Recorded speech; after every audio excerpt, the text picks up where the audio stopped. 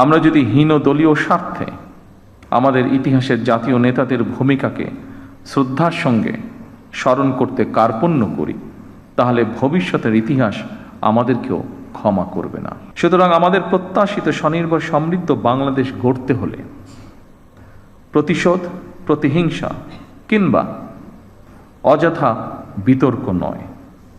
শহীদ রাষ্ট্রপতি জিয়াউর রহমান বলতেন, জাতীয় ঐক্য আমাদের শক্তি, বিভাজন আমাদের দুর্বলতা। বীর শহীদদের অত্যন্ত শ্রদ্ধা ভরে স্মরণ করতে চাই, যাদের আত্মত্যাগে আমাদের স্বাধীন সার্বভৌম এই প্রিয় বাংলাদেশ, মুক্তিযুদ্ধে যারা আহত হয়েছেন, পঙ্গু হয়েছেন, সেই সকল আহত পঙ্গু মুক্তিযোদ্ধাদের প্রতি আমার গভীর শ্রদ্ধা এবং সম্মান।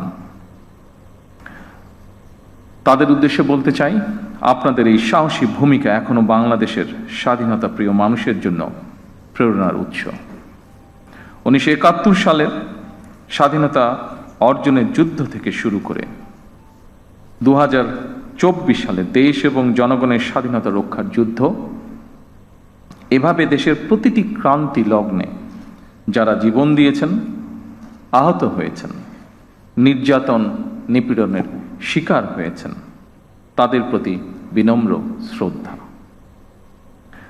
বাংলাদেশের সবচেয়ে গৌরবময় পুরস্কার স্বাধীনতা পুরস্কার।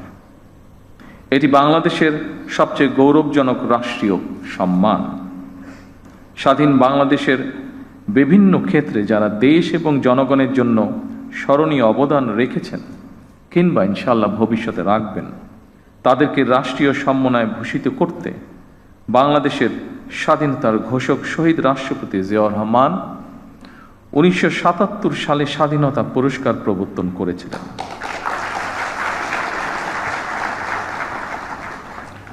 আজকের এই অনুষ্ঠানে আমি বাংলাদেশের স্বাধীনতার ঘোষক শহীদ রাষ্ট্রপতি জিয়াউর রহমান সহ স্বাধীনতা এবং মুক্তিযুদ্ধের ইতিহাসের সকল জাতীয় নেতার ভূমিকা এবং অবদানকে শ্রদ্ধা এবং ভালোবাসার সাথে স্মরণ করছি।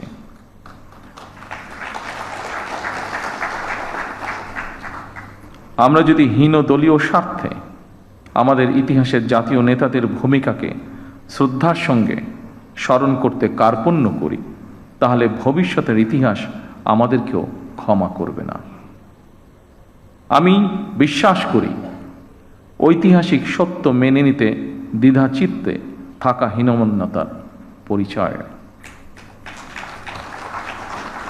সম্মানিত উপস্থিতিবৃন্দ, স্বাধীনতা, মুক্তিযুদ্ধ, বিজ্ঞান ও প্রযুক্তি, চিকিৎসাবিদ্যা, শিক্ষা, সাহিত্য, সংস্কৃতি, ক্রীড়া, পল্লী উন্নয়ন, সমাজসেবা, জনসংখ্যা নিয়ন্ত্রণ, জনপ্রশাসন, গবেষণা ও প্রশিক্ষণ এবং অন্য কোনো ক্ষেত্রেও যারা গৌরবোজ্জ্বল ও কৃতিত্বপূর্ণ অবদান রেখেছেন, এমন ব্যক্তি, গোষ্ঠী, প্রতিষ্ঠান এবং সংস্থাকে প্রতি বছর দেশের সর্বোচ্চ জাতীয় পুরস্কার স্বাধীনতা পুরস্কার ভূষিত করা হয়।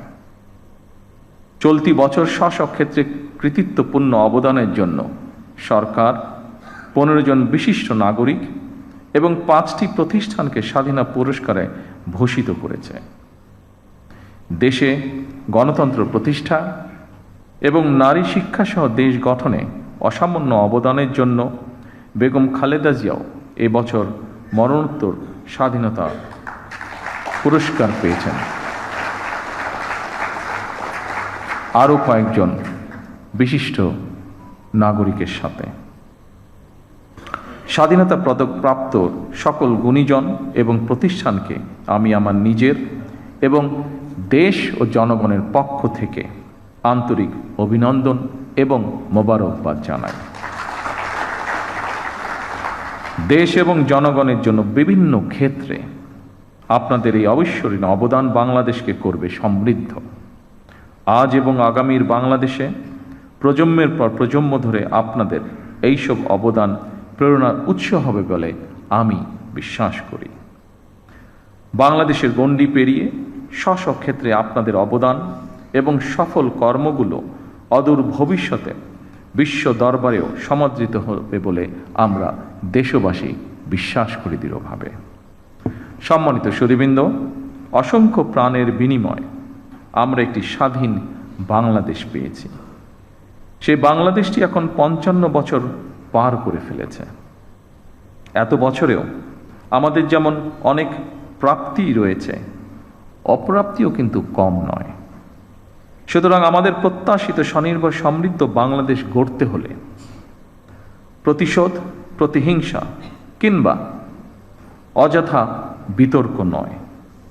শহীদ রাষ্ট্রপতি জিয়াউর রহমান বলতেন, জাতীয় ঐক্য আমাদের শক্তি, বিভাজন আমাদের দুর্বলতা।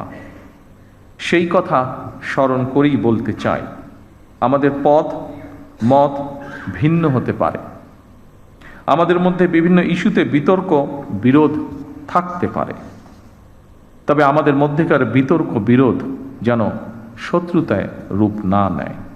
দেশের স্বার্থে অবশ্যই সে ব্যাপারে আমাদের সবাইকে অত্যন্ত সতর্ক থাকা জরুরি, কারণ বাংলাদেশের স্বার্থ বিরোধী চক্র এখনো সুযোগের অপেক্ষায় রয়েছে।